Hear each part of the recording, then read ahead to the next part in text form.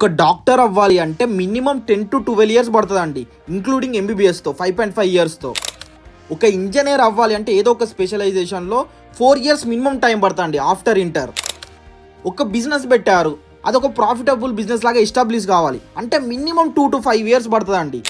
Years అనేవి ఏం చూపిస్తుందంటే మీరు ఏదో ఒక ప్రొఫెషన్లో కొంత అమౌంట్ అనేది కన్సిస్టెన్సీగా ఎర్న్ చేయాలంటే మినిమం ఇయర్స్ టైం పడుతుంది అనమాట.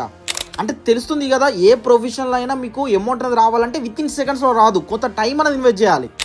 మరి ట్రేడింగ్ చేసే వాళ్ళు ఎందుకండి ఈరోజు వేరే వాళ్ళ కాల్స్ చూసుకొని వేరే వాళ్ళ మీద డిపెండ్ అయ్యి ప్రాఫిట్స్ రేపటి నుంచి ఎర్న్ చేద్దామన్నంత రాంగ్ నోషన్లు ఎందుకుంటున్నారు?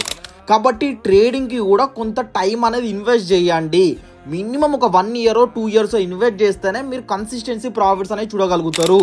వేరే వాళ్ళ మీద డిపెండ్ అయ్యి ఇన్స్టాగ్రామ్లో యూట్యూబ్లో చూసి నేను ప్రాఫిట్స్ ఎర్న్ చేసుకుందాం అనుకుంటే మీ దగ్గర ఉన్న అమౌంటే లాస్ అవుతారు, కానీ కొత్త అమౌంట్ అయితే రాదు. ఇది 100% గ్యారంటీ.